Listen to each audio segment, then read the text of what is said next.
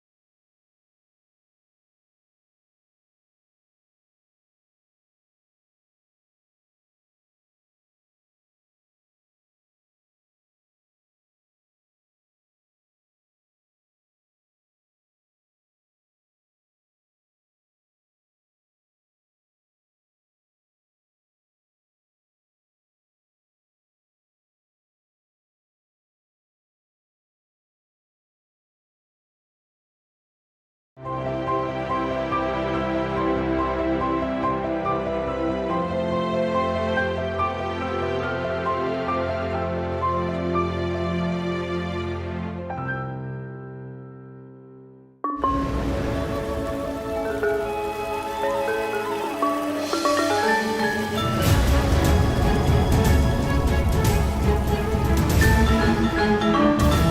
Enten kenapa?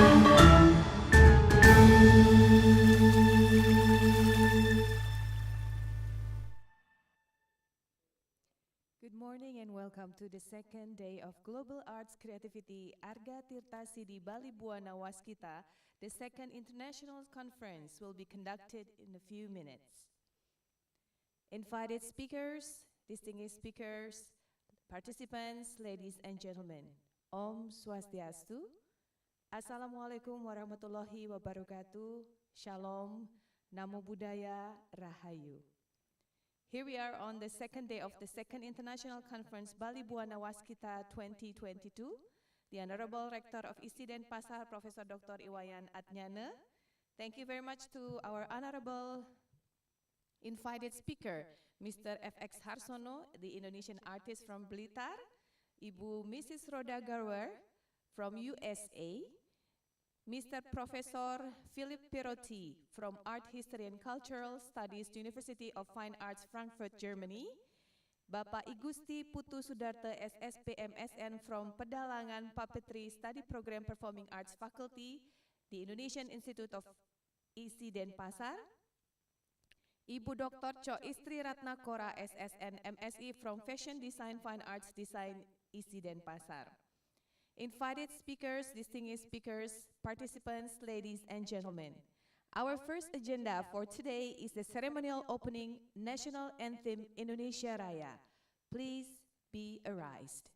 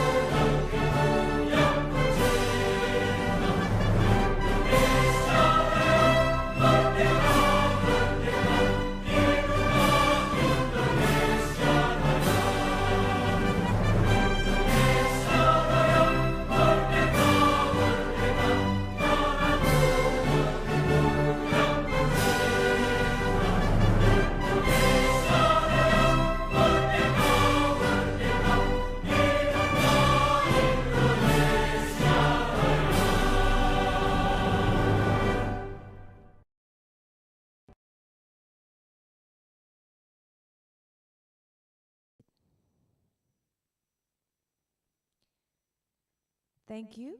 Invited speakers, distinguished speakers, participants, ladies and gentlemen. Our first agenda for today, here we are on the 11th of November 2022. We all gathered live here at the Film and Television Study Program Studio of the Indonesian Institute of the Arts of Denpasar, and also virtually on Zoom. Welcome and thank you very much for attending our international conference online. Today, here with us at the FTV studio of the Indonesian Institute of the Arts, our honorable invited speaker, here we got Ibu Roda Grower and Bapak Dr. Igusti Putu Sudarta SSPMSN. Good morning, Ibu Roda and Bapak Gusti Putu Sudarta. Without further ado, I would like to introduce our moderator for today, Bapak Inyoman Sudirana, PhD. He is one of the lecturers at the Music Program Study Program of ISI Denpasar, with so many arts on Balinese traditional music on Karawitan, along with many other artworks in contemporary art music. So ladies and gentlemen, please welcome our moderator for today, Bapak Inyoman Sudirana, PhD.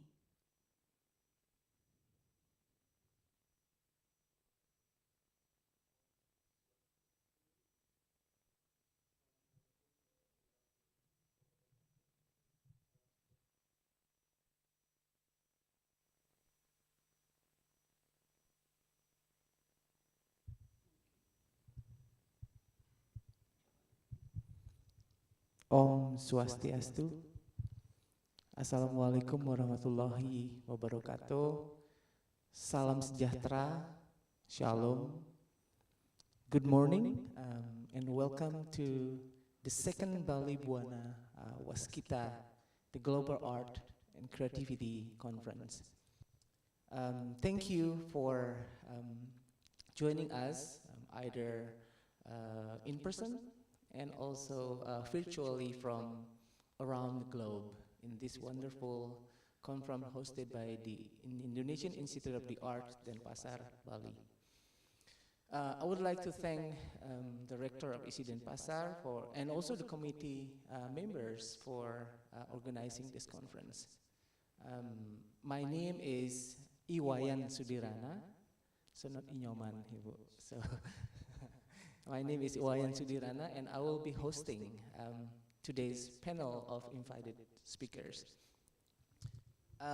This event is part of the Bali-Bhuwana International Festival, which establishes for new, creative, and challenging ideas in various fields of art, design, culture, and are elaborated and debated in cross-cultural and interdisciplinary approaches. So, without further ado, so distinguished guests and ladies and gentlemen, the theme, I would like to read the theme of the conference for today is Arga Tirta Siddhi. So energy of water and related creative prospects. All the issues pertaining to the availability and quality of the sea and land water are expected to be the basis on which the seminar participants create physical artworks or brings forward ideas to be implemented. It is well known that artists and creative intellectuals are worried by the condition of rivers, lakes, and above all, the seawater is a fundamental issue for the future of humanity. We believe that scientists, artists, and creative intellectuals can be forward with the original ideas and creations, and who knows, generate the dynamic that maybe contribute to solving the issues. In Balinese tradition, ancestors are said to be water or toya. When they reincarnate, they become water drop, or titisan, or ware, or a dew, damo. This shows that the symbolic system of the islands is closely related to the ecology of Bali, the prosperity of which rests on mountains, lakes, and sophisticated irrigation system. Today we have three invited speakers from multi-disciplines area. The first one who are joining us online, which is Efek Darsono. The second one is Ms. Rhoda Grauer. Is that correctly pronounced your name? Okay. And then the last one is our own Gusti Putu Sudarta of ISI Denpasar. So I believe they are going to present really interesting topics related to their field. Okay, without further ado, I would like to give the time to Mr. Efek Darsono to present his paper for today's presentation. So without that, allow me to read a little bit of your CV. So he was born in Blitar, Indonesia, and lived and works in Jakarta, Indonesia. Studied painting in Yogyakarta and studied at IKJ, Jakarta Art Institute, and he is a lecturer at the Faculty of Art and Design at IKJ. And currently, from 2005 to 2013, he is a lecturer of Faculty of Art and Design at Pelita Harapan University of Tangerang. So he has done many solo exhibitions from the Jejak Kens Gallery in Jakarta just recently in 2022. And then he has been doing a solo exhibition in New York, which is entitled Nama, Taylor Rollins in New York, United States of America. And also he has been doing reminiscence at the Gilmac Barracks, Singapore, and many more. He has also, instead of beside doing solo exhibition, he also has done like a group exhibitions, and has doing this for many years and also like doing in many countries. Without further ado, I would like to connect with Mr. Harsono first. Are you here already joining us? Yes, I already joined. Thank you. Okay, so without further ado, the time is yours. Thank you.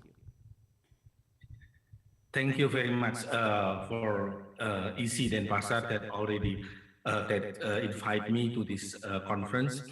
Also, thank you and good morning for all of the participants and also for all the audience.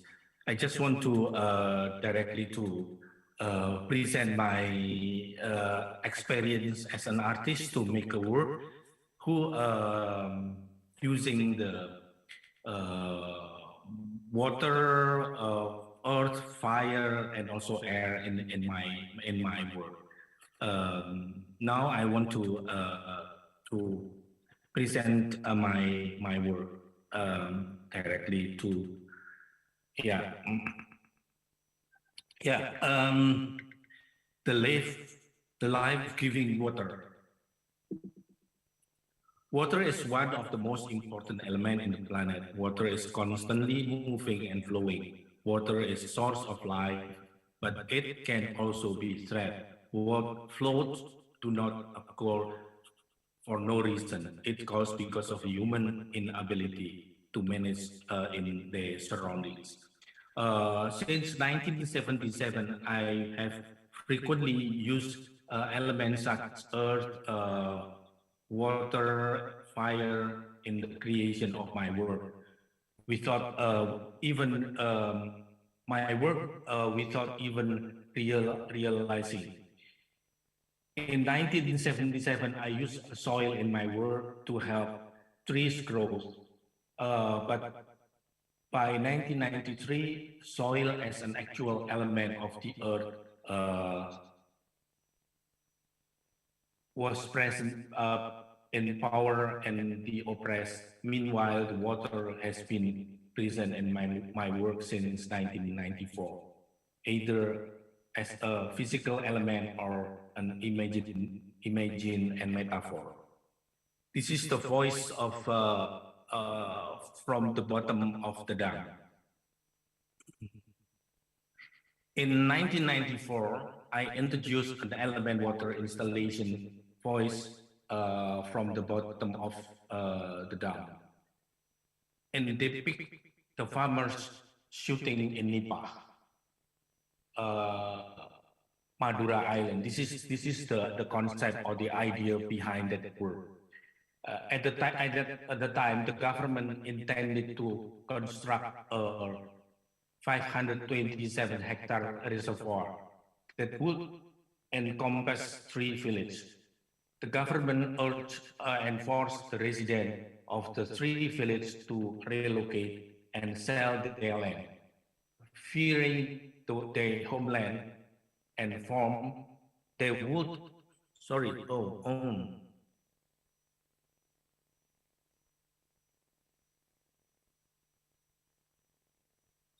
oh, yeah, sorry, I will,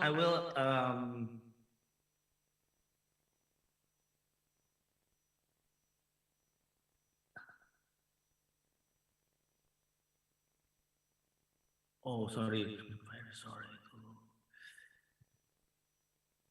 Yeah. Okay.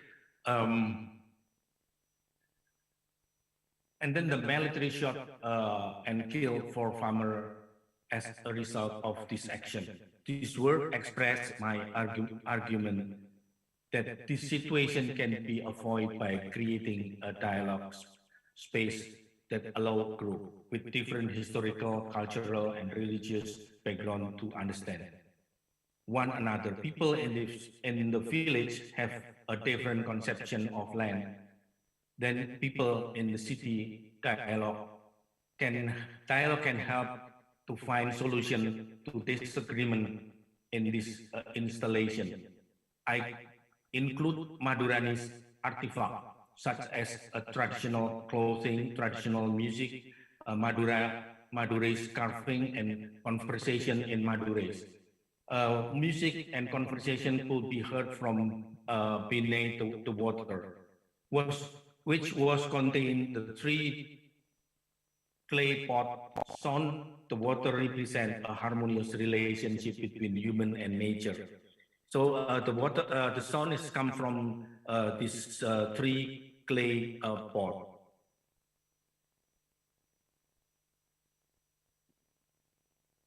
In 1994, I introduced element water in my installation.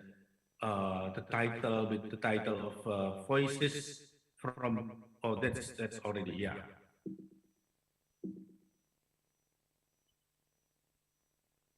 And the other word that I also use soil. That's in 1993. Power and oppress. In this image, there is a soil that I use, and then the other work is writing in the rain. Writing in the rain, one of my work that incorporates water as an important element in this video performance. Writing in the rain in this video, I write down my Chinese name in Chinese characters, which I have not used since 1967.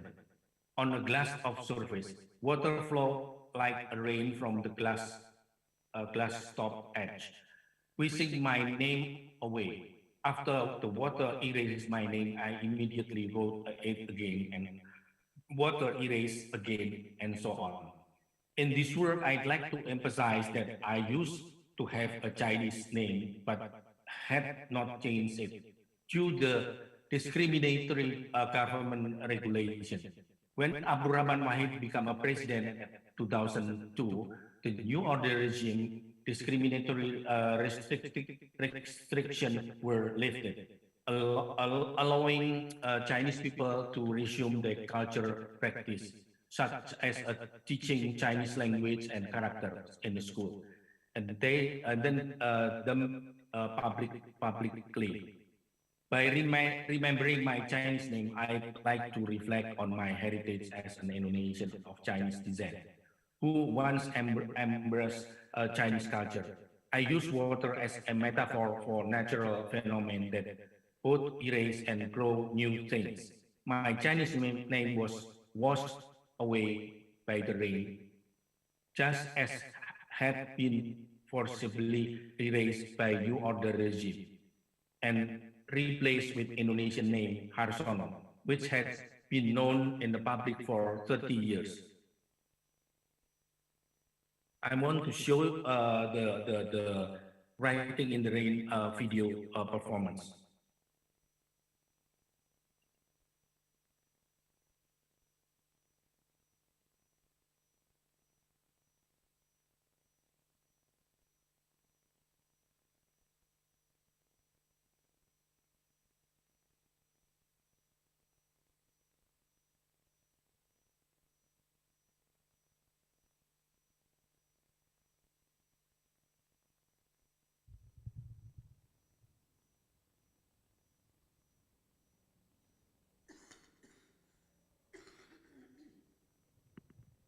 I'm sorry, Mr. Harsono, is this video has to be, is there a sound on this video or not? Yes, when the water will come, so there is a sound, but in this part there is no sound. Okay, okay. I just want to make sure that you also share the sound. Yes. Okay, thank you.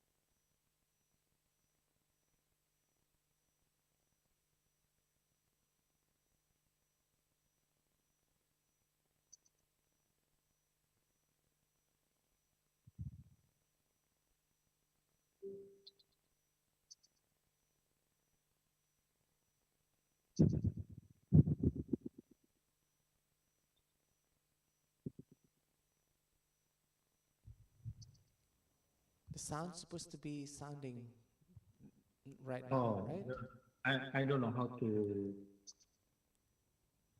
Yes. Uh, I think like before you do the share screen, you have to click. There are two buttons on the floor. Share, also share the sound. If you take that one, yes. then it will I be think sounding. it's okay. It doesn't matter. So yeah, Okay.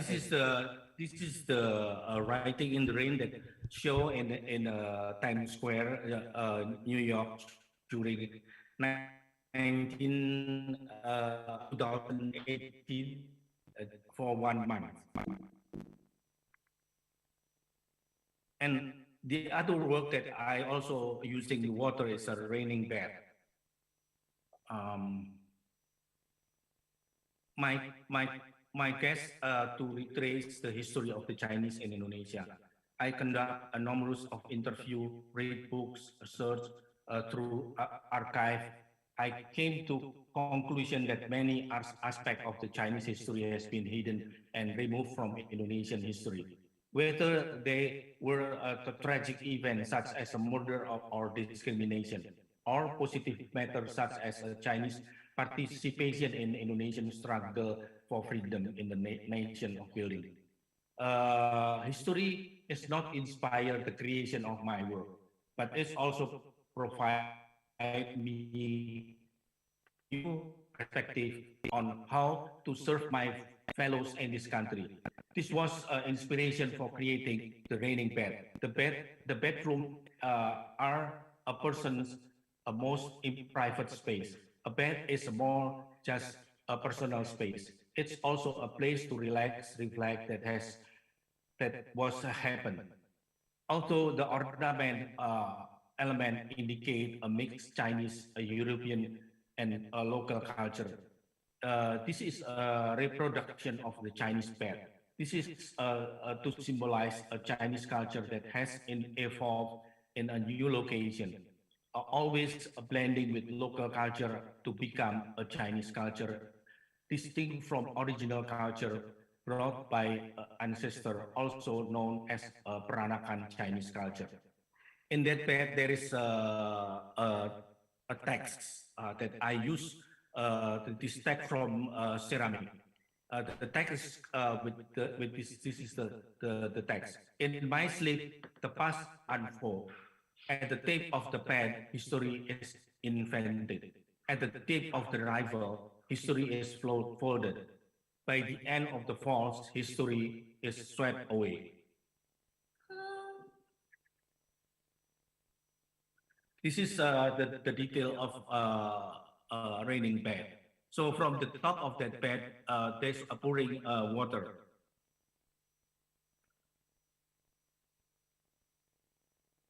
Um, Among my work, the depict actual water. Water is also present as an image in my work, such as a journey to the past migration, which depict a boat. Water appears more as an idea rather than actual element in this work. Similarly, my painting of of me swimming appears in deep in a dream, escape from the thread floating between the thread. Yeah, this is a journey of the past migration. There's installation. There is a boat, and this is a painting of or digital painting deep in my dream, escape from the thread.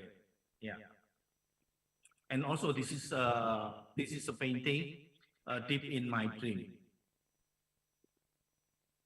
and this is floating between thread.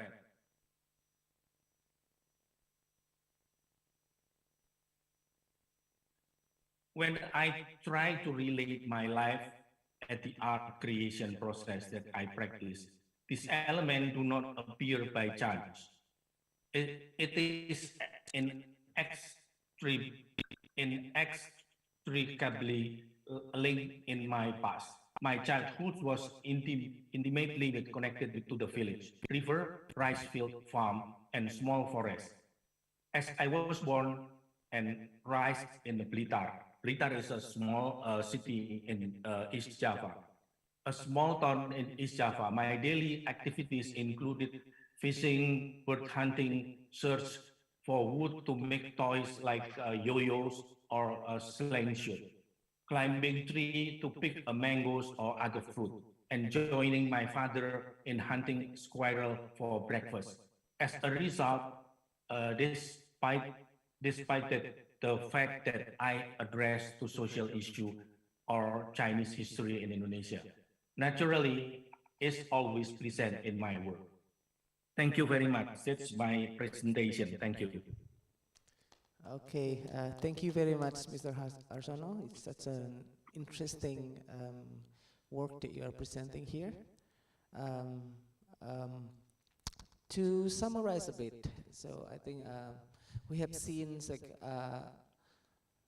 Mr. Harsono's experiences as an artist to produce his work of art, especially the one that related to water as an inspiration.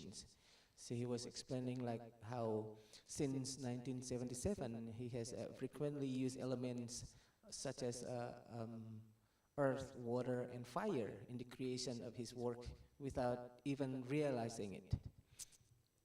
And then it was interesting also to see that it was amazing for me. It's amazing to see how Mr. Aksono explore the local wisdom and individual characteristic, which is his identity, the Chinese, to be to have inspired to use that as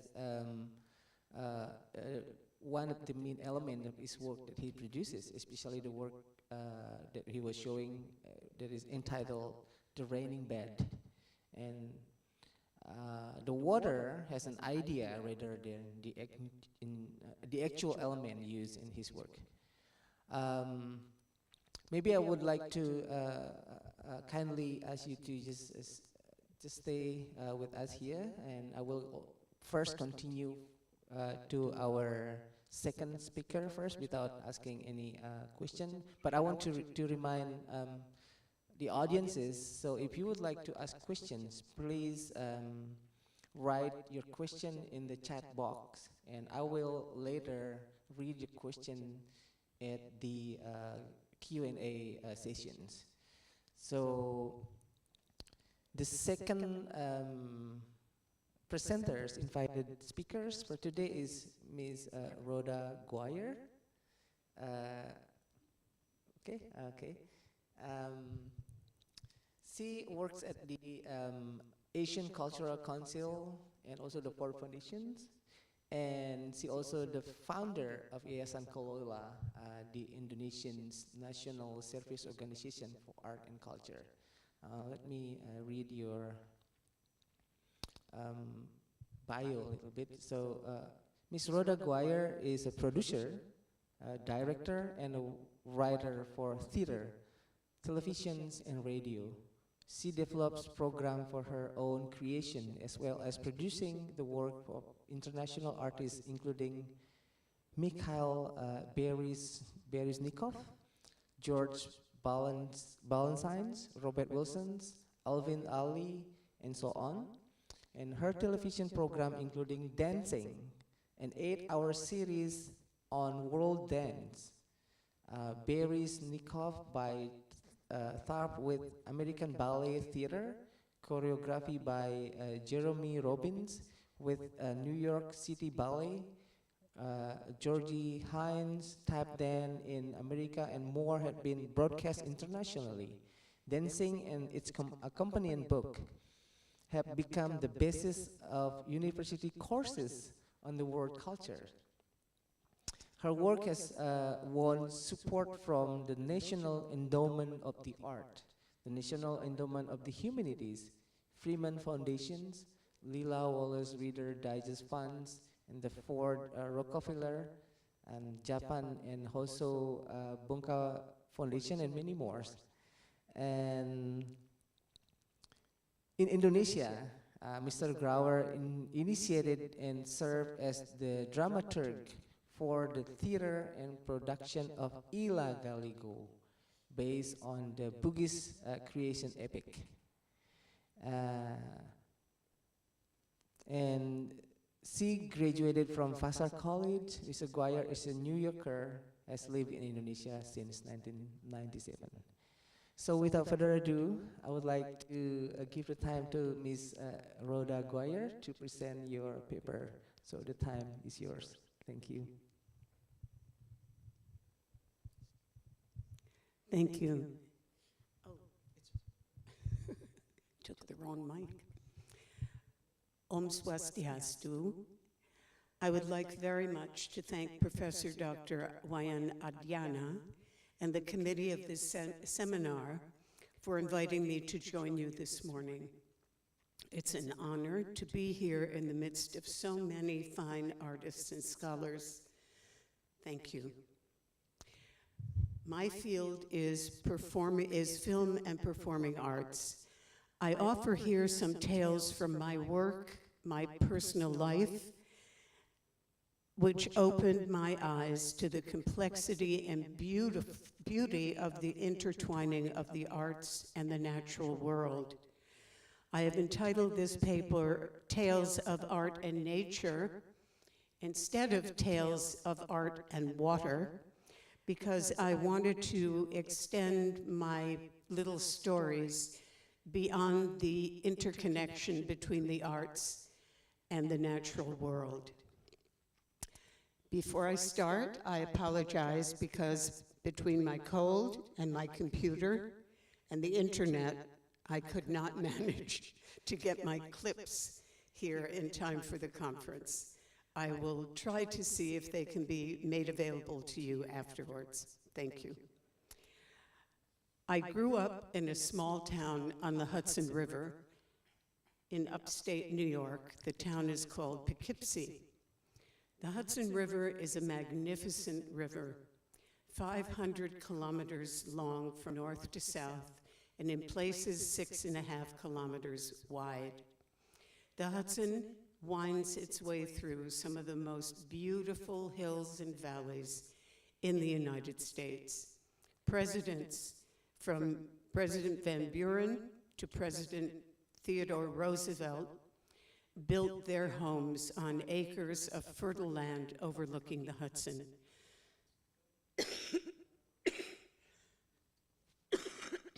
Forgive me. Millionaires such as the Vanderbilts, the Rockefellers, the Astors, and more also had their estates along the Hudson. The stunning river and its landscape have inspired artists and writers over the centuries.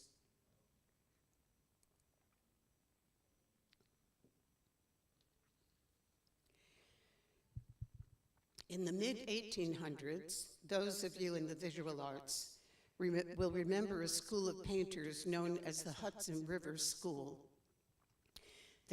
These artists captured images of the river and the surrounding landscape that preserve for us today images of the beauty and power of the Hudson before it was touched by man.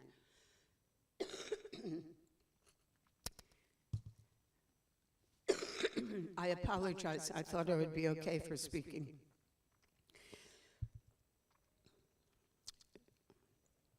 Sorry.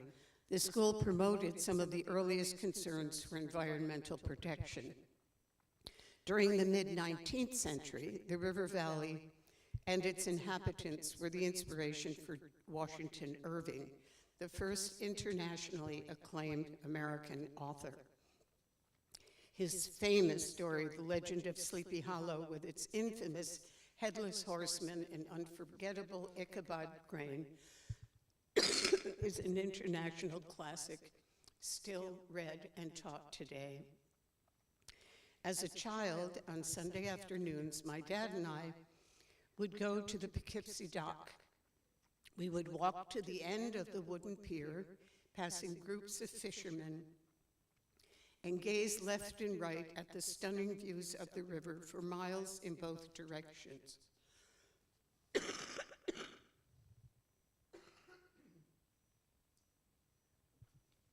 I think I'm so very sorry and so embarrassed. I think I should not try to get through this because I think I'll cough all the way. Hopefully we can make it available in another way. Forgive me, sorry.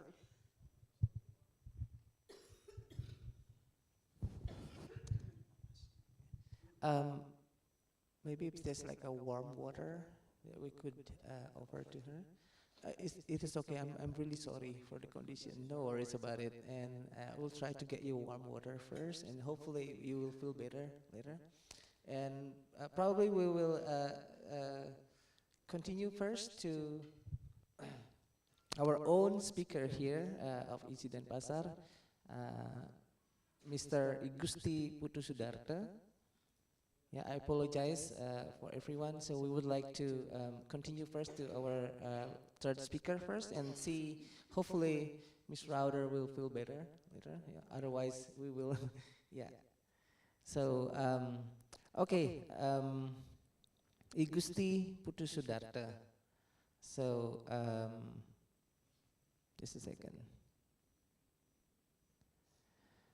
As I mentioned at the beginning, he's one of the best lecturer that we have here at Institute of Seni Indonesia Denpasar. He was born in the famous Badulu village, and from young age he was familiar with gamelan and also learned how to play, to learn from many teachers from his village and also the surrounding areas. And I know that he was learning drumming with the late Dewa Nyoman Sira. And after completing his undergraduate at STSI Denpasar in 1991, Sudarta was appointed to be a lecturer at the Department of Puppeteer, Faculty of Performing Art at ISI Denpasar. As an artist and also as an art college lecturer, he has carried out many artistic activities and for the sake of religious rituals, academic, cultural, art festival on national and international scale. So, Mr. Sudarta has explored many countries. He has been invited to be an artist in residence in many universities in North America, and has given seminars in intercultural, experimental music and theater collaborations. His work have been staged nationally and also internationally in the last 5 years. One of them is Pakeliran theater work called Puyung Bolong Has Disappeared. That was staged at the Bali Art Festival in 2014 and the Mahalango Festival in 2015, and he is like diligently and frequently and focusing on his work of puppeteer and theater in Balinese art scenes. So without further ado, I would like to give the time to Mr. Sudarta to present his paper today. So the time is yours. Thank you. Okay. Thank you so much, Bapak Wayan Sudirano, as moderator. And thank you for the institution of ISI Denpasar, also participant in the Zoom meeting. For now, I will be present my paper. The title is Gegelaran Dalang Manut Dharma Pewayangan. It means puppeteer duty, puppeteer capacity according ancient wisdom of Dharma Pewayangan. Please sharing the slide.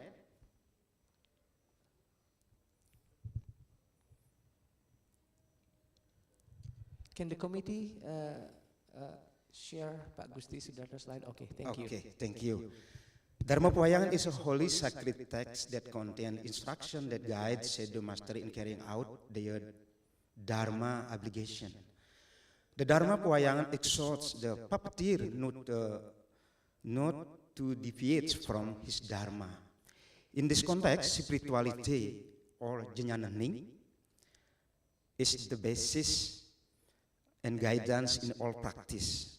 A Trikaya Parisuddha, the pure of mind, speech, action, and is always rooted in Sunya consciousness. In Bali, we call it the Dag, Pagah, Tan Obah, Landuh.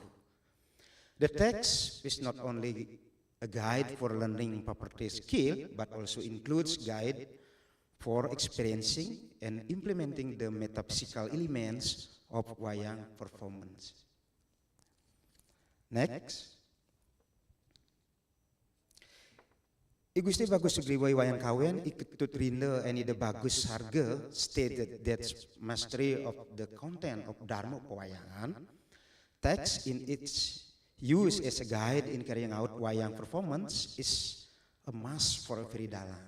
So, it is expected that studying the script contents, whether we realize it or not, will increase the knowledge and skill of the dalang as an artist. Sugriwa firmly states that Dharma Pewayangan is a sacred teaching for the puppeteer whose status is classified as a priest sulingge. Some fundamental skill and knowledge must be mastered by someone who want to be puppeteer. Next. The Dharma Pewayangan text contains spiritual and religious teaching, Buddhic literature, and the aesthetic of Vedic philosophy, which contain the world of ideas regarding the spiritual beauty of God.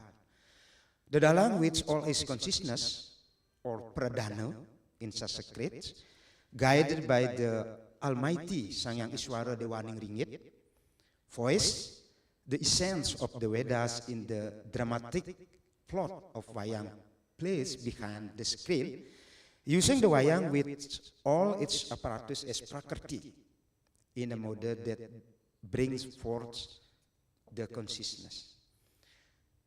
Next slide. The dalang worship Sang Yang Tiga Jnana. This is most important in the Dharma Pewayangan, and then also for the dalang. We must know. Sang Yang Guru Reka, Sang Yang Saraswati, and Sang Yang Kawiswara is guiding inspiration from the God, Sang Yang Suksma. The theo-aesthetic concept includes Guru Reka as the guardian of the thoughts, idap, inspiring storyline in wayang performance. Saraswati is the origin of verbal forms, primarily written text or sabda. And Kawiswara is empowering the vocal power of swara, bayu, to bring the story and language of wayang performance lively perform. Yeah. Because the dalang worship the Sang Yang Tiga Jnana, the divine spirit, the personality, the personification of the God, the Siwa itself. Let we hear the chanting, the song, to dedicate to the Sang Yang Tiga Jnana. Please play the video. The video.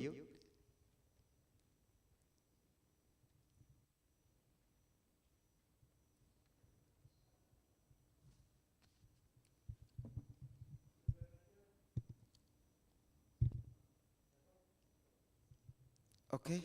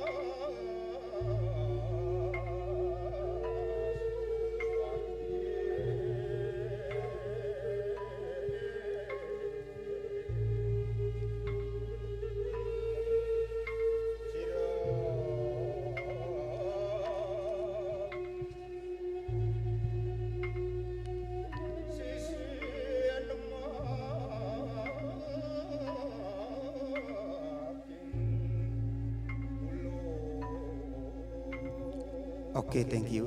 We can stop the chanting video. This song, the chanting, is the cakapan, the text is from the formula mantram. It's called mantram guru, and also the Sangyang Tiga Nyano. When in the poem of Chandra Birawa Kakawin, it's a poem use all Japanese language. This chanting for the Sangyang Tiga Nyano. Next. I think straight to the slide number 10, because there's so many slides. We have limited time. I think it's okay. Okay. That we have time right now. Okay. So, we would like to hear what your thought about this. Is really interesting. Okay. To know. Slide number 6. Okay.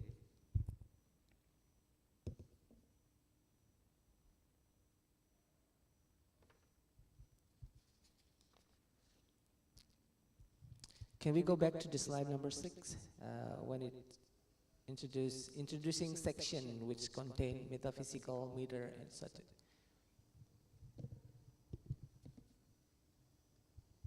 Okay, it's ready. Okay. Okay. Dharma Pawayangan is broadly classified into 10 parts. The following is a brief description referring to the text stanza of Dharma Pawayangan, which is extracts from the inscription, a very sacred expression of the Dharma Pawayangan. Next.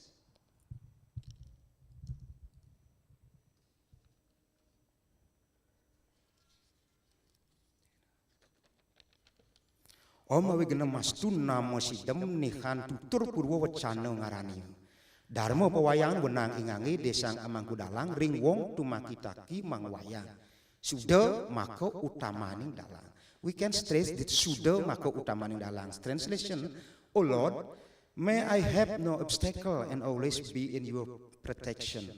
This is a tutur purwo wacana, the main literature at the beginning called Dharma Pawayangan, which the dalang or master puppeteer must know and use when running tung wayang. Sudah maka utamaning dalang is like a holiness is the main priority of the dalang. Next slide.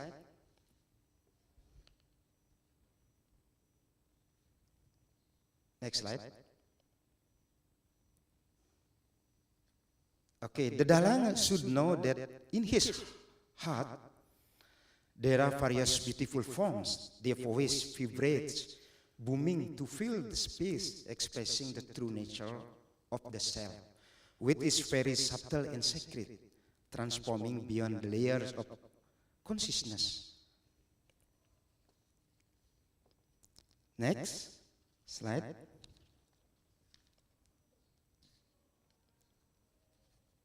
Next. Next slide. Next slide. Sorry. Until 10. 10 slide. Before that.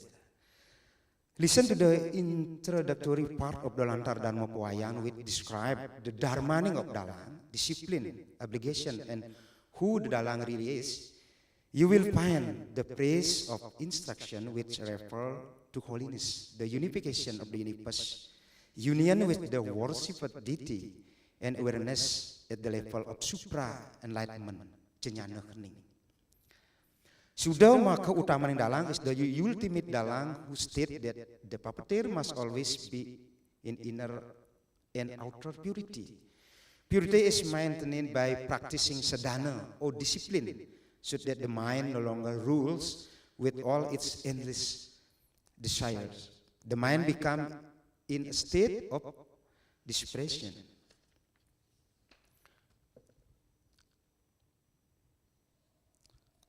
Dalang ngarani waneh karana dadi siwa. Parama siwa karana ania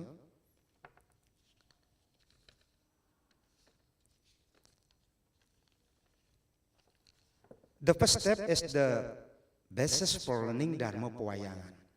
The Mangala section of Dharma Pewayang text clearly states that self-awareness and awareness of one's true nature are crucial to becoming the master puppeteer. Careful preparation is needed to explore and apply the Dharma of the Mangkudalang with sadhana or discipline maintained in the practice of life. Exploring the self by going beyond the layers of the body awareness, emotion, mind, and intelligence to reach accurate self-awareness. In the Balinese tradition, is called kanan jagat daging awak and kanan awak daging jagat. Initial preparation were made by the studying lontar relates to human birth and existence. Anggas dio pranas lontar can be used as a reference, accompanied by kanda parts lontar about the births of humans with 4 siblings. Lontar das aksara discuss sound and character aksara. Whereas swalita modri in the body. Singular characters related to layer of consciousness. The script aksara is a yantra. Bija aksara is a mantra. Knowledge, understanding, and sadhana yoga is essential because yoga truly explains the self-existence. The discipline of yama and yama brata empowering oneself with breathing of pranayama and body exercise or asana. The flow of nadi in the body, kundalini, sabda kanda, sabda omkara, 7 layers of consciousness, 7 chakras. Next slide.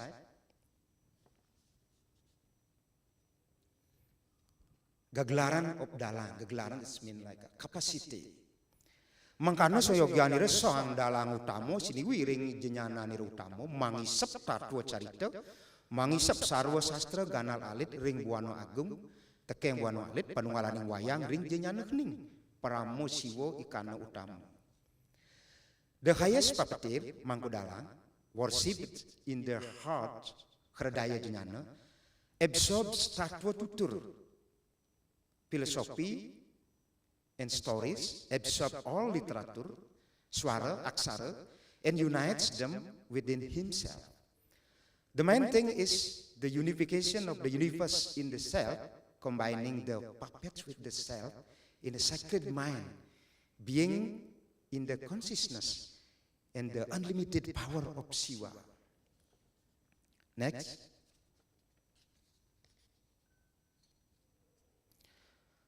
Mangkano tingkah dalam utama ukasiro sangyang guru reke. Sangyang Saraswati kawiswaro ring bayu sabedep iya sadeno angregepe kadi ling aksara iki. Next slide.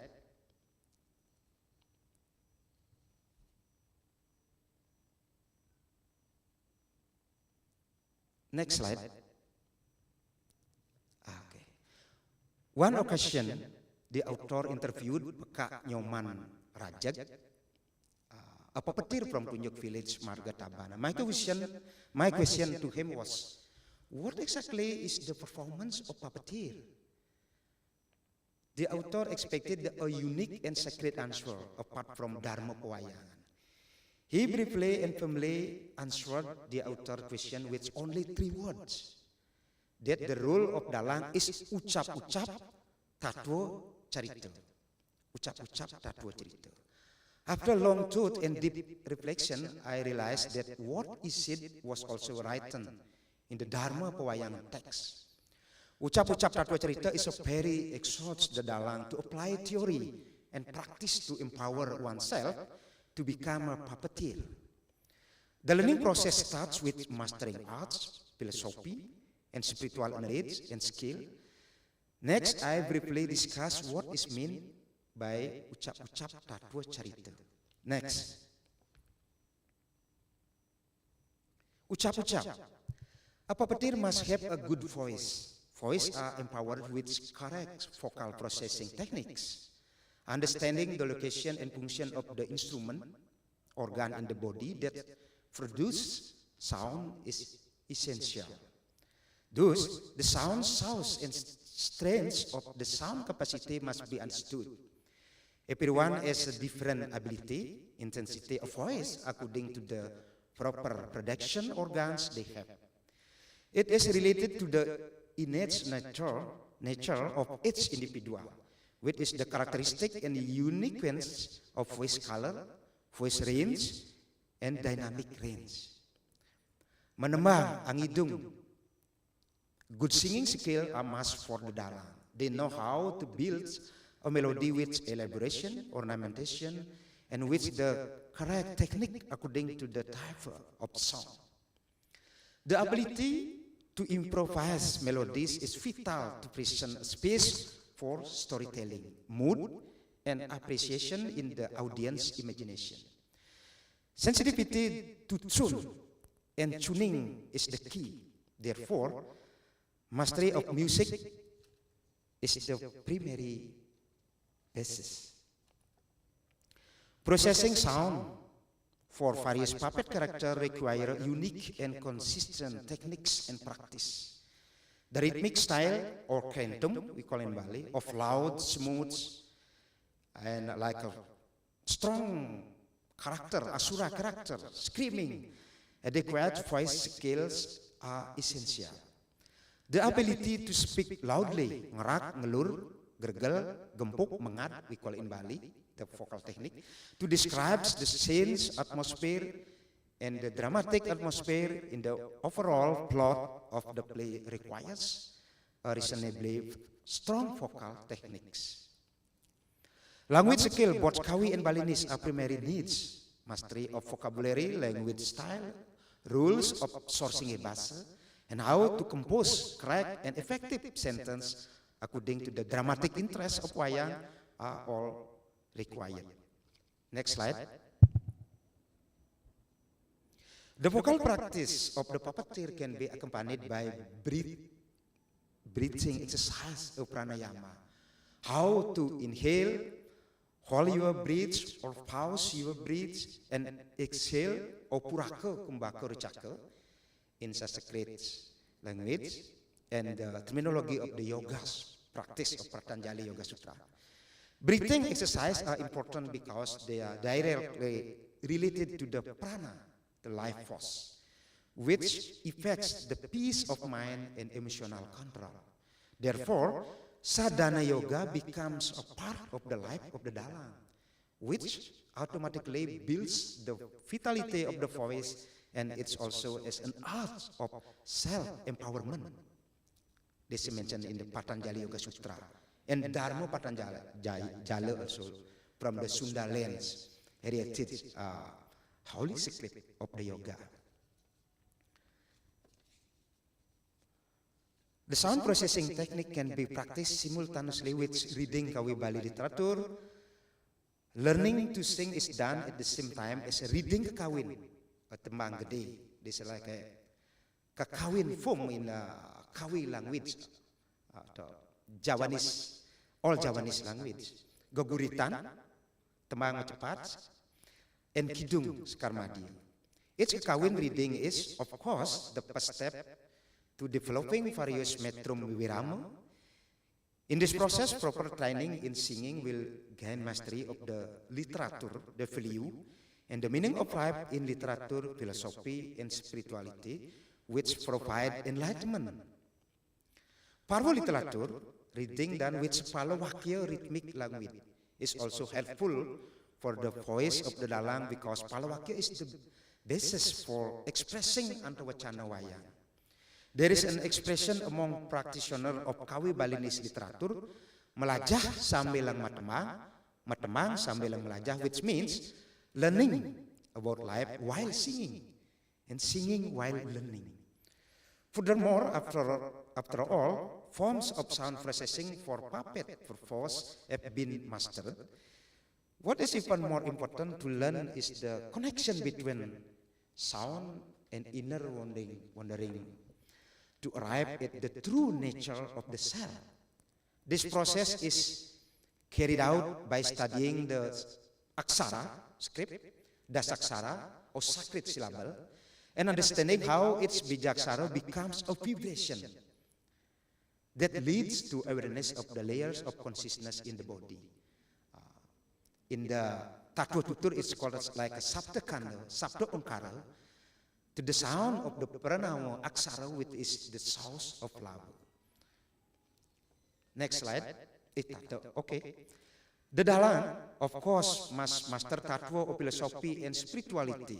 Tatwa is a philosophical system that exists in Bali. The word tatwa comes from Sanskrit, or tatwa, which means truth or reality. In Balinese Lontar, the word tatwa is the truth, because in seeing the truth differently, then the facts seem to be different according to the point of view of it, even though the truth is still one.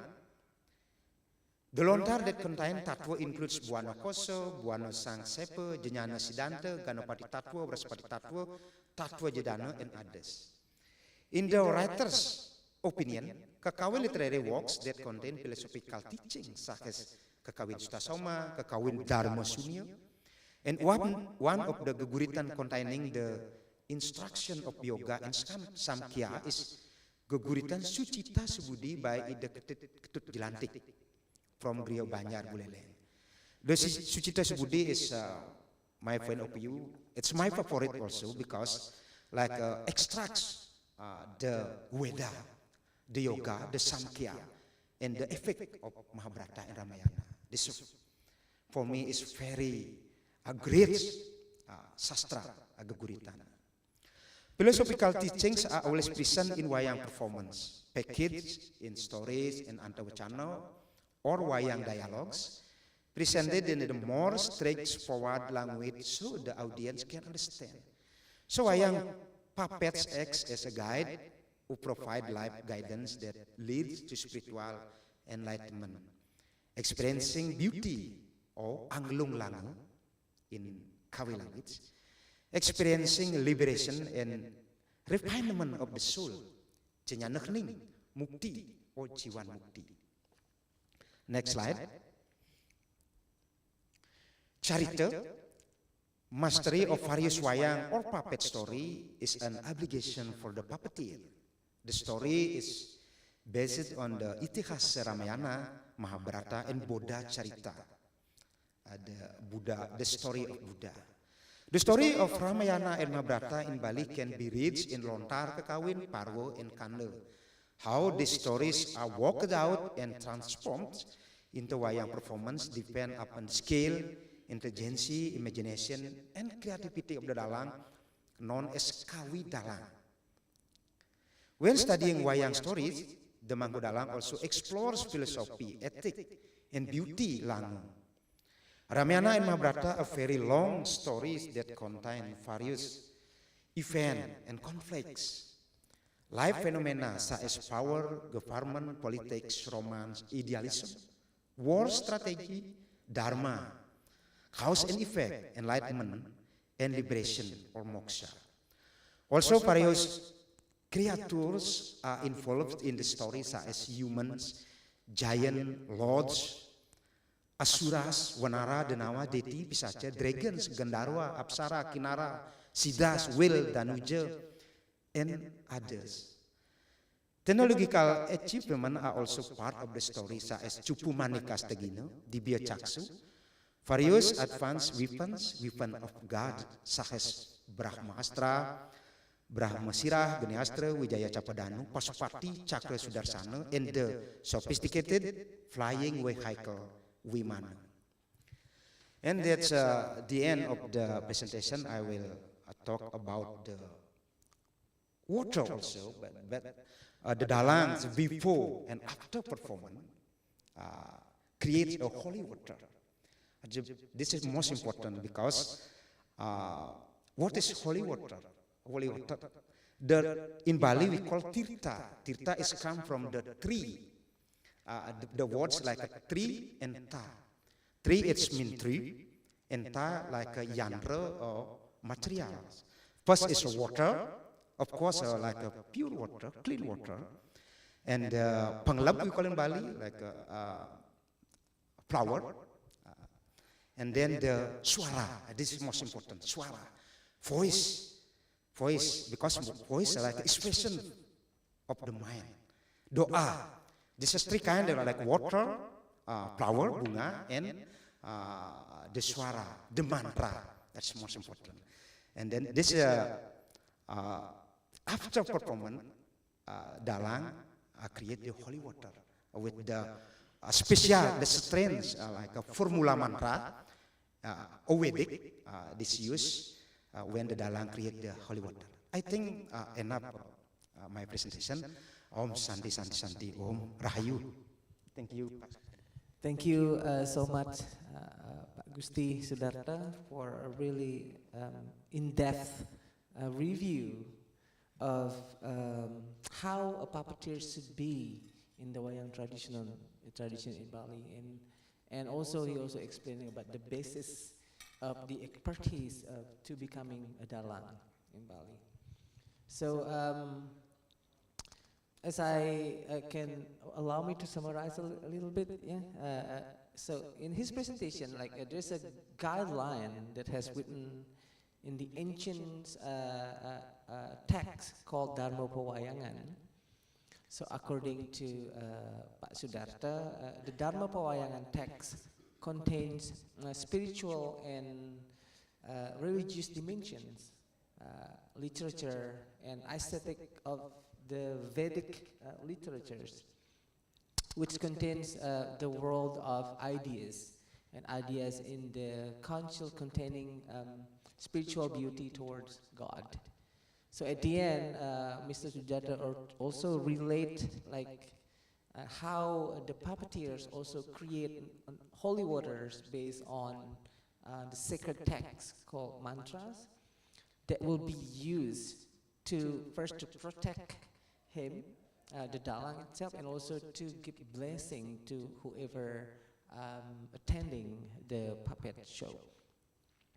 And also the dalang with all of his consciousness guided by the God who assigned to the puppetry is called the Sangyang Iswara, yeah? Dewaning Ringgit, Dewaning Ringgit voice the essence of the Vedas, the dramatic plot of the wayang placed behind the screen. And wayang with all of its apparatus of the elements of the unconsciousness also, which is called pakarti. He also mentioned really interesting about how he interviewed the late dalang from Tabanan, and he got the 3 words, ucap, tatwa, and carita, which is like how to mastered your voice. You know, as a dalang, you have to master. You have to have a good voice, and voices are empowered by a correct vocal processing technique. It's not just like normal speaking like this, but it has a special formula how to organize your organ to be able to produce the correct sound. And then the tattva, which is the philosophical system, existed in Bali that came from the religious Hindus practices, which mean truth or reality. And also charita is the most important thing, is the story that are used in the wayang performance. Like mastering the charita, the story based on the Itihasa, Ramayana, or Mahabharata, or is also really important.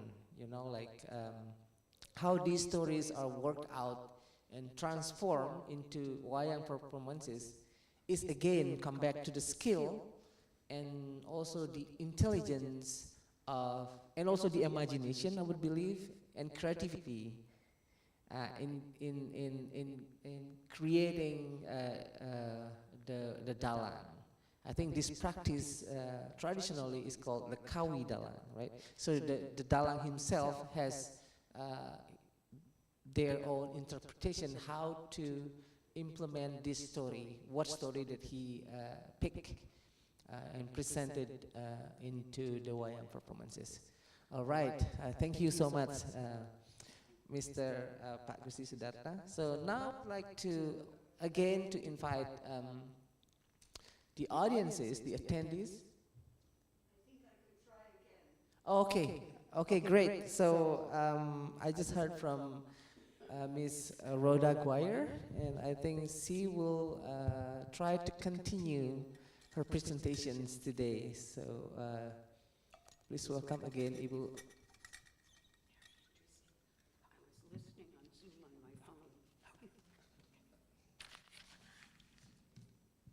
The time is yours.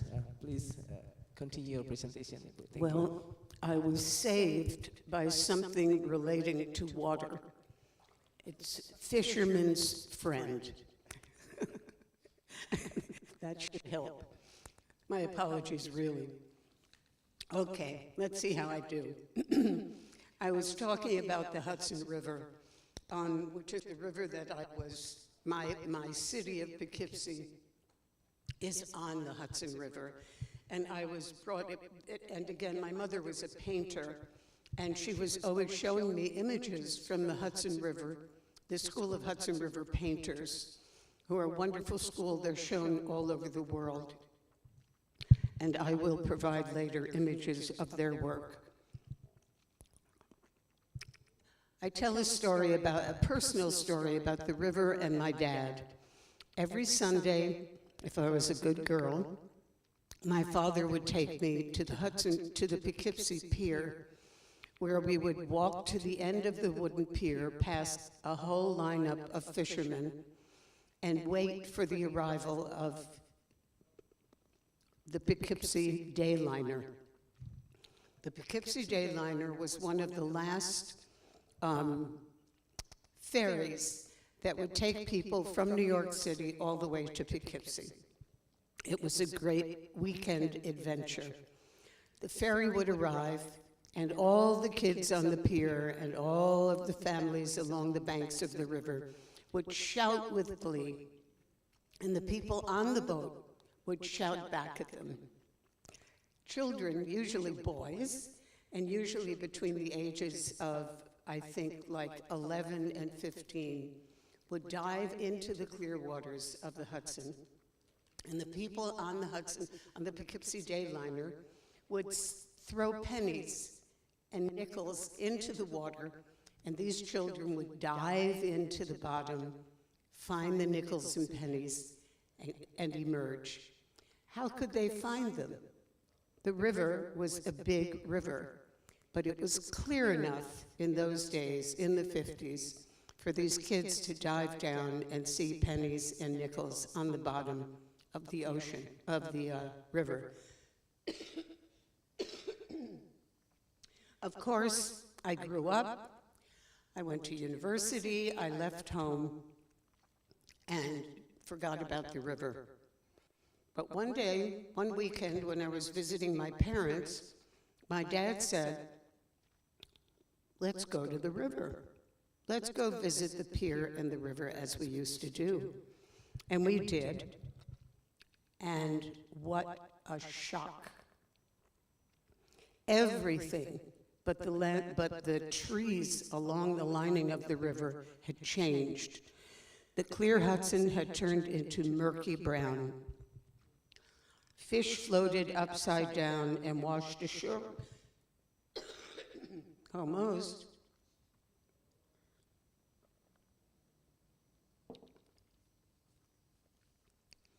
Fish floated belly up and washed ashore, where they rotted in the hot sun. Fishermen had long abandoned the rotting pier, and no one gathered along the river as they had. Industry had come to the Hudson. Pollution. Industrial contamination, largely from PCBs, had poisoned the water. People blamed the industries, and they complained, and they fought, blaming industry for the death of the Hudson. They fought, but to no avail. Industry won, as it often does, and people gave up. Okay? Fortunately, there was a 20th century American artist who also loved the Hudson. His name was Pete Seeger. For enthusiasts of American folk music, the name Pete Seeger is monumental. From the back hills of rural America, Caesar brought folk music center stage, a position it has expanded and maintained to this day. Many of you will know his recording of This Land Is Your Land, which celebrates the majesty of the American continent and became a sort of national anthem for my generation.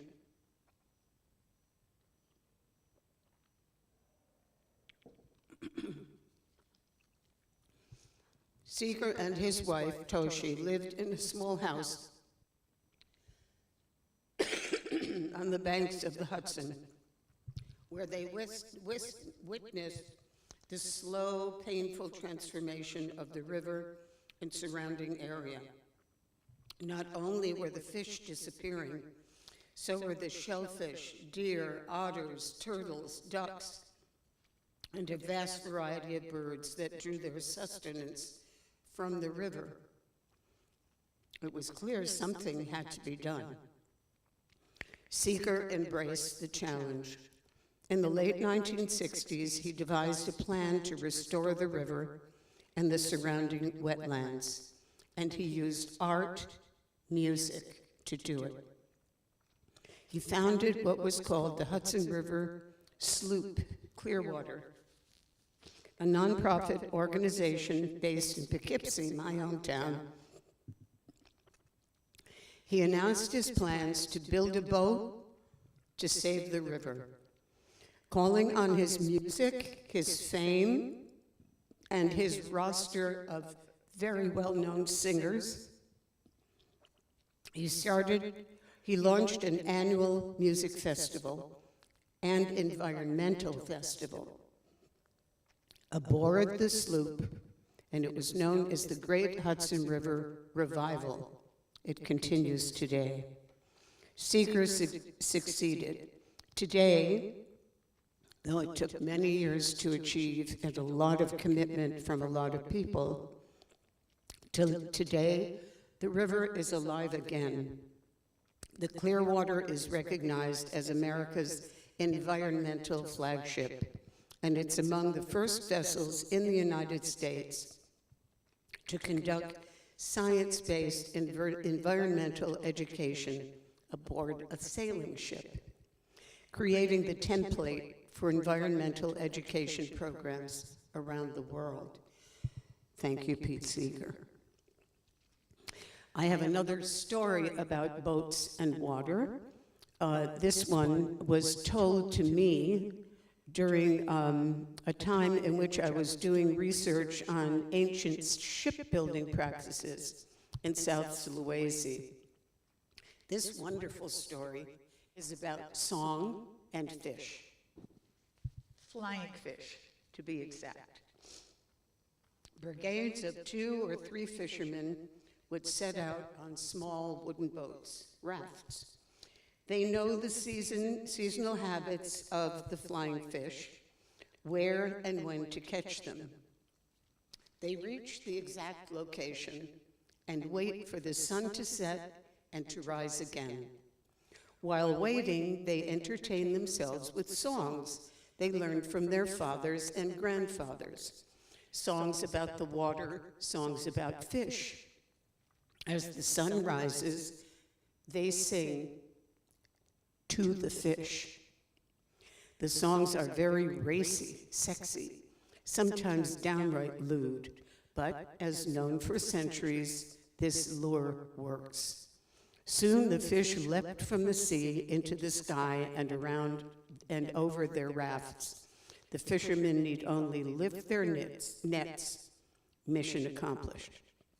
But other songs continue instructing them which fish to keep and which not to keep. Many of the pregnant fish were returned to the sea to ensure the abundance of the next season. Embedded in their song our fish, and ecology. This tradition had lived for centuries, I was told, but little by little, huge trawlers seeking flying fish eggs, a great delicacy which brings enormous price.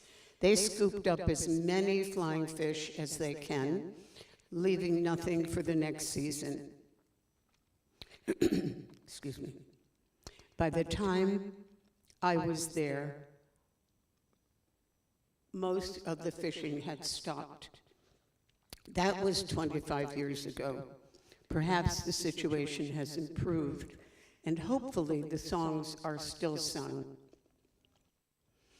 I continue with a story from the court of Yogyakarta, where I was filming in the early 1990s. I was going to film a dance called the Bedoyo. In preparation for my work, I inquired about the history of this truly mesmerizing ancient dance. I expected to learn of some of the exceptionally gifted choreographer who had created it at the request of a royal princess or some such thing. Instead, my interviewee started her explanation with the goddess of the South Sea and her annual union with the Sultan. This union guaranteeing the fertility of the land and the next harvest. Out of her love for the Sultan, the goddess gifted the Sultan with this Bedoyo, performed by 9 beautiful nymphs underwater. I found the story totally charming and planned to include it in my film. With the blessing of the Sultan and the assistance of an English-speaking senior dancer, my team and I set up our cameras in the courtyard of the palace and waited. In the adjacent building, 9 young dancers changed into their costumes and perfected their elaborate makeup. Eventually, members of the gamelan took their places and the celestial music began. Slowly, 9 lovely nymphs moved in unison, ascended the stairs onto the pavilion. Our cameras rolled. The sun was bright and a gentle breeze cooled us in the August heat. It was a perfect day. But just a few minutes into the performance, the bright blue sky opened, releasing a sudden shower. The dancers and musicians scrambled for cover. The crew quickly retrieved our equipment. Our translator, very sad, very embarrassed, noted that though, yes, it was the dry season, sometimes showers do happen. I was assured that everything would dry in the heat and we could start again. After a half hour, everything indeed was dry and we were ready to roll. The dancers entered the pavilion and the sky opened again. After the 3rd surprise shower, I was prepared to give up. Our interpreter asked us to wait patiently, and as she set out to do something. A short while later, 2 elderly women of the court, carrying a tray of offerings of flowers, rice, and holy water, they knelt in front of the pavilion, lit incense sticks, and chanted. "You can film now," my interpreter declared. The sun was bright again, and we filmed without further interference. We closed up our equipment and were ready to leave. But the interpreter explained, "Excuse me, Miss Grauer, the goddess of the South Sea does not like her dance to be filmed." The proper offerings to ask the goddess's permission had not been made.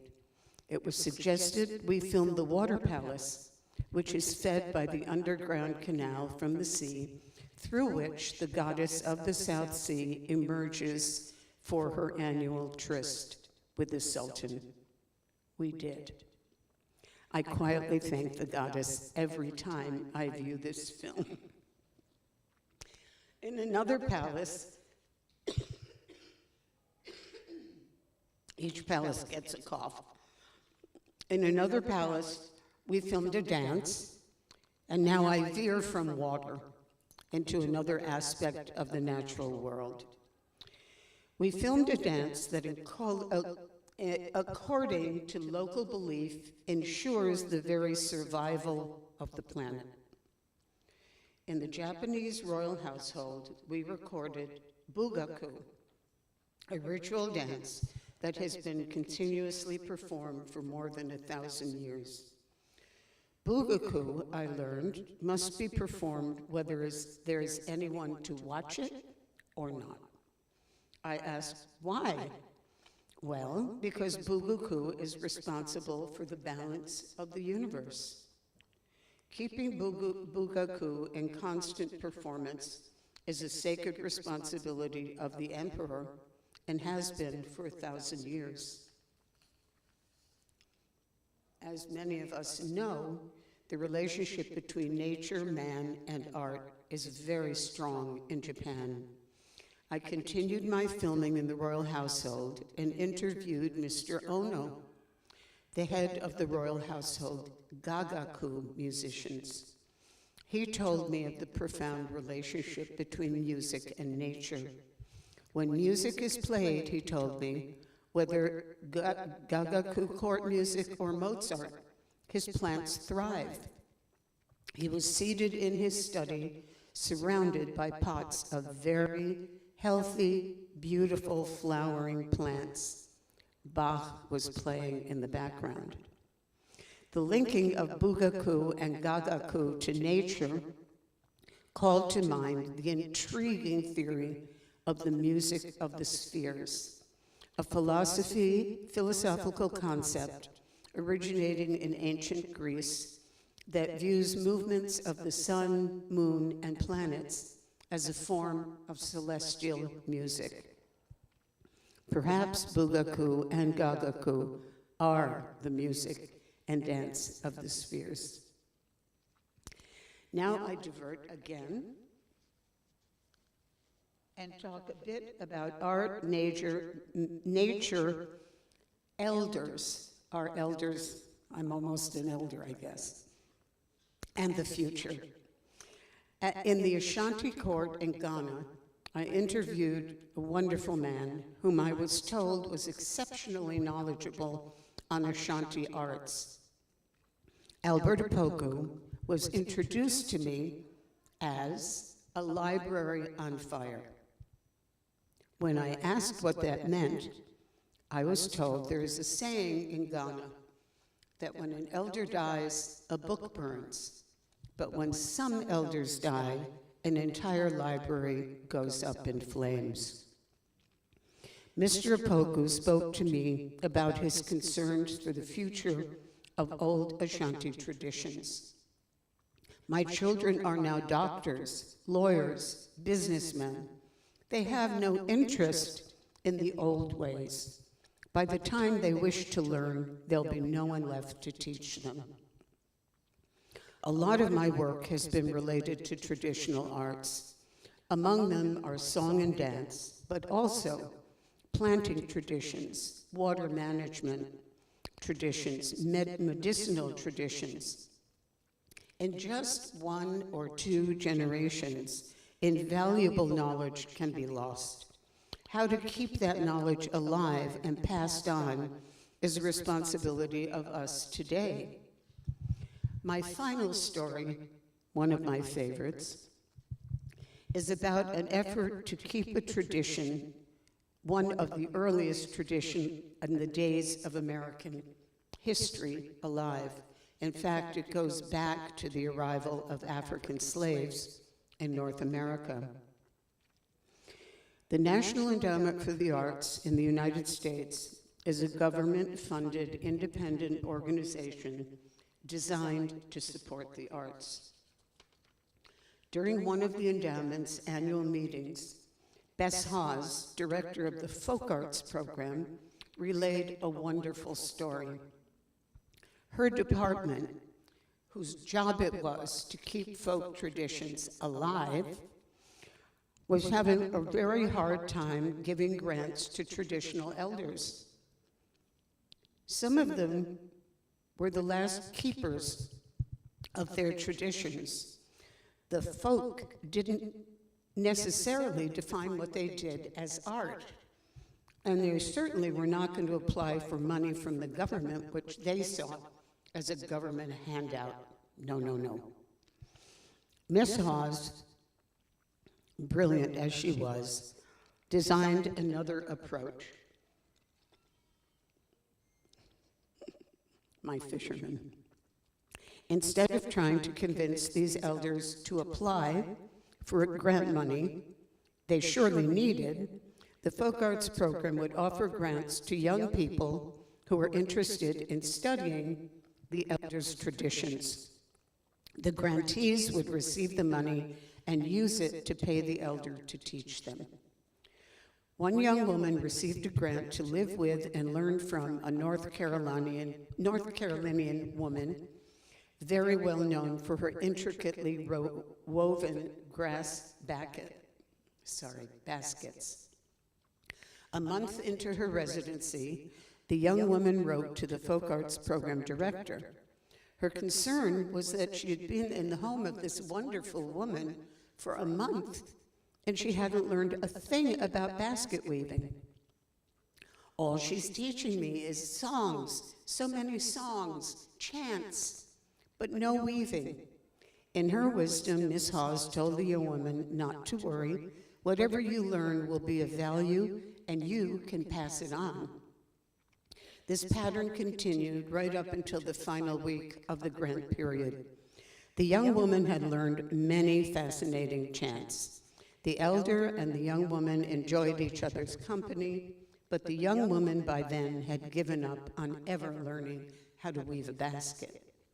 Just a few days before she was scheduled to leave, the two women went on their usual morning walk through the fields surrounding the elder's home. This time, the elder carried a basket. Searching through the wild grasses, the old woman found just what she was looking for.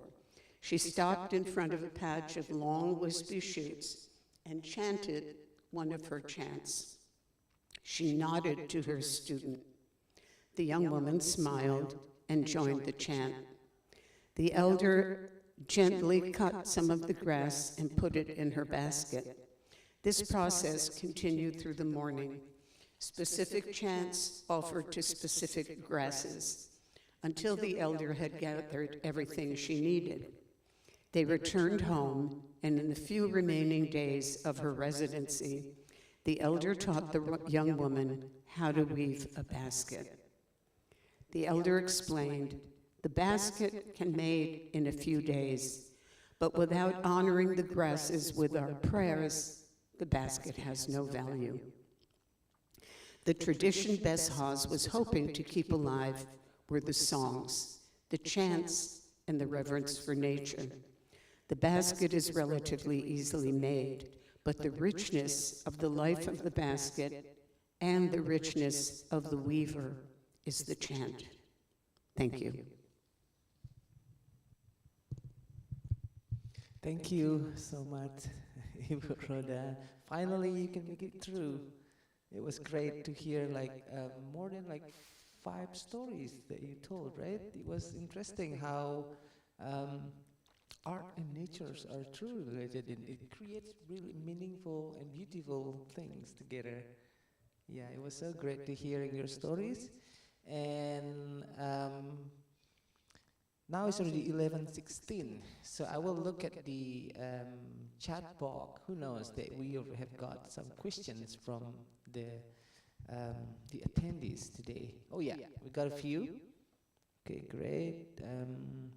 And I got a note from the organizing the committee that Mr. Efek Harsono has left the meeting because he has other appointment. So I'm sorry for those of you who has written questions to Mr. Harsono. Your question will be sent directly to him on email. Okay.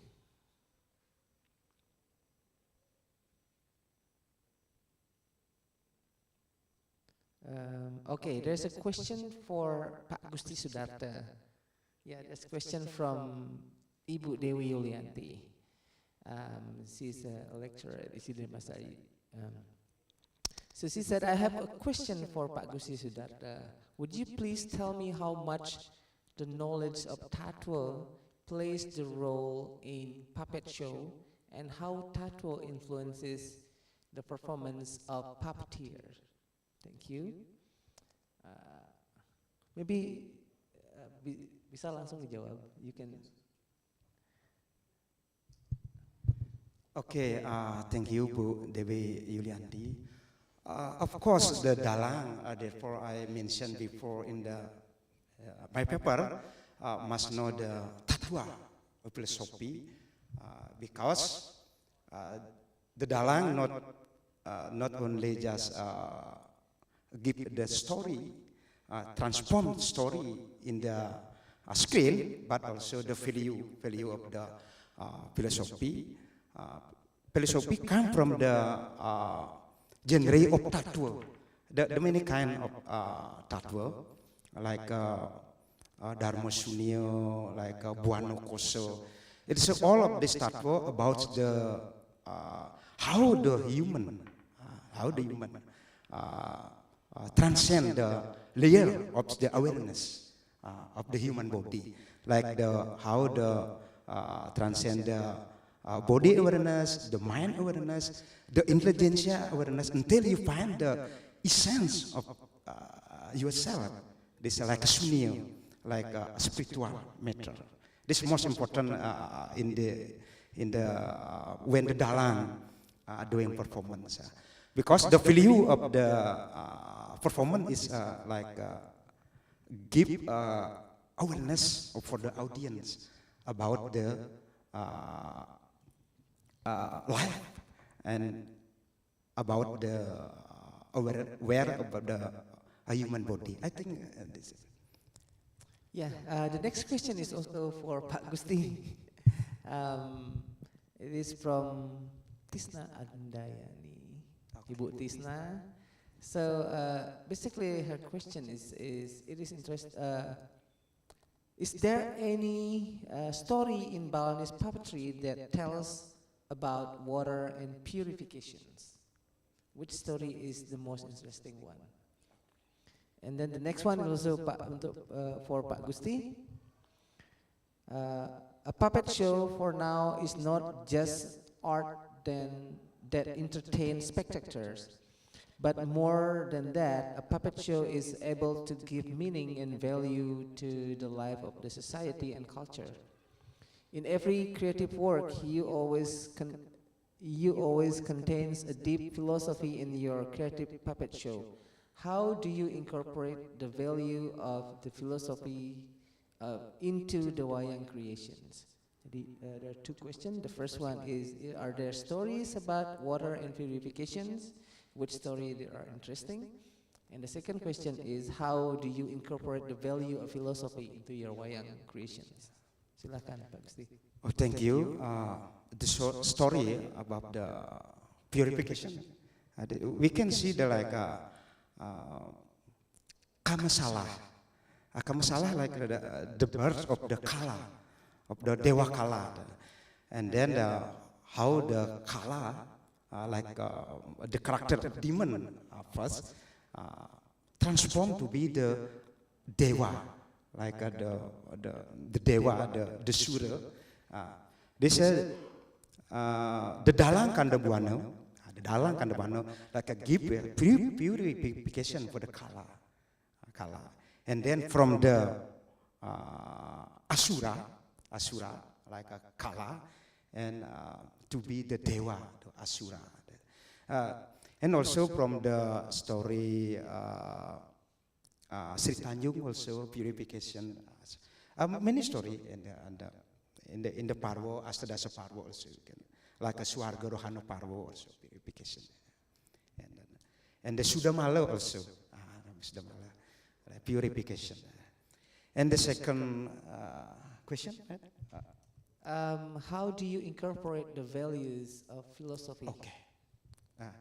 Thank you. The first we can find for my experience is when the story already have the value of philosophy first, and then when I read the Tatwa philosophy, I got the value of the life, the philosophy, and I want bring to the stage from the for the screen, and I will create the what called in English wadah, to wadah to material to like the story for the like essence of the tattva. Please, The essence of the essence of the tattva. tattva. Yeah, we can prepare the storyline, but exactly context with the story and with the context of the audience. So you would like take learn from you have to know, you have to master the tattva first, what is Right. in it, and then you are taking the essence of it and then implemented the essence into the work that you are doing. Right, right. Okay. Okay. In the chat box, there's no more question, but I would like to invite the attendees who are attending here. If you would like to ask a question directly to two of the speakers, you are welcome. And we have 7 minutes left to finish these sessions. While waiting, I would like to ask you, Ibu. I would like to know, like, you know, you mentioned when you did your interview or shooting at the Sultan Palace, it was interesting that every time you want to start and it rains. Every time it start and it rains, it was raining, and then it said that the goddess didn't want to be filmed because they probably didn't prepare any offerings or ask permissions before you did the filming. So how was your feeling knowing like that was like it were you like are this real or are this true, you know? How was your feeling? Well, when I was first told the story, I accepted it as a wonderful legend, whatever, from the palace of Yogyakarta. Why not? I found it interesting, and I wanted it in the film, the story. I didn't expect, well, I should say that as a Westerner, the West has a certain concept of logic. It has a lot to do with what we can see, what we can feel, what we can taste, what we can measure, and how much we can sell it for. But in my travels around the world, I learned that there are many realities. And a reality is what is believed by the people who have it, who share it. So when the rain started, I just thought, oh boy, it's a bad day, it's raining, no sun, no shooting, blah, blah, blah. When we succeeded in filming after the offering was made, and the explanation was given to me that there are certain things you have to do. You can't just, quote unquote, buy something. You have to ask for it. There's a clip that will be provided at some distant time in the future of a story of a young woman who was dancing the doyo and saw in front of her 6 dancers who were not there. But she saw them, and from her point of view, they were real, they protected her, and she felt safe.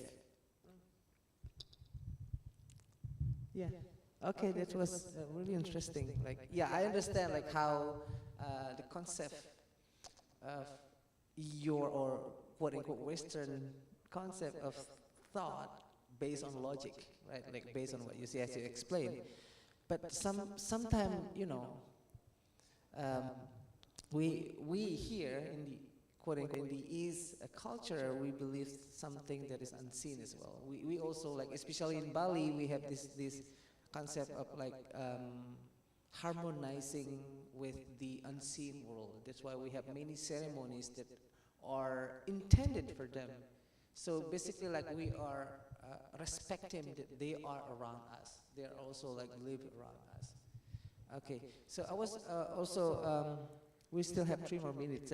We still have 3 more minutes, and I want to ask you, like, your production has won like Emmy Award and others. You know, there are many prestigious awards, and I would like to just to ask your question for just a little bit, like how you, based on the story that you told me, is everything like based on nature's elements and everything.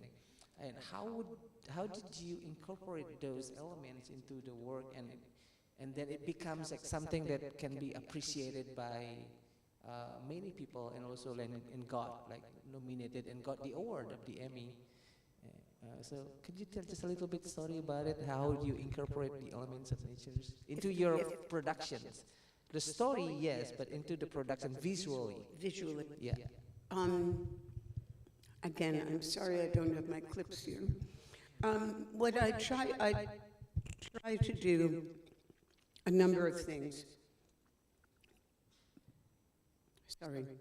Take your time. One of the most important things for me then and now was wherever I was filming, I was trying to visually capture what I was filming in the most beautiful way. And I had extremely good cameramen. Cameramen and editors really make a film. The director hangs around, you know. And the other thing is, there is no narration or very little narration in my films. All of the information comes from the people in the location. So if I wanted to know more about the goddess of the South Seas, I didn't look it up. I asked people to tell me. Does that answer your question, or did I not quite understand? Yes. So that's really interesting. So before you even go there, you didn't make your plot. It is based on like what people told you over there, based on the local stories, and then you recreate the plot of your film. Well, for the dancing series, I had storylines based on research. There is a Bedoyo that's still alive today in the court of Yogyakarta. There are dances in the court of Ghana that are still alive. And that was the outline of my story. But the contents, the most fascinating parts of every location was what was told to me by the people in the location. Okay, and then it developed at the location. It develops based on what people told you. It developed as we shot. Okay, that's very interesting. Okay, I think it's time. Right now it's already 11:30, and we have had like 3 invited speakers who have done their amazing topics related to their own field. And I would like to say thank you to the 3 speakers who are already presenting their paper. Mr. FX Arsono, Ibu Roda Choir, and finally you made it through. Thank you so much for your effort. And then Pak Gusti Sudarta, who have given like a deep philosophical aspect of how to become a dalang. And that is the presentation of the first session for today, and I will give the time back to the MC. Thank you so much. Thank you very much, Mr. Moderator, Bapak Iwayan Sudirana, PhD, and also for our speakers for today, Ibu Roda, Bapak Agusti Putu Sudarta, dan Bapak FX Arsono. Thank you very much. And for now, it's time for us to have a break for 30 minutes, and after that, we'll be right back with the invited speakers from Mr. Professor Filipe Piroti and Ibu Dr. Cho Istri Ratnakora to present their paper on the second session. So thank you very much, and we will see you after the break.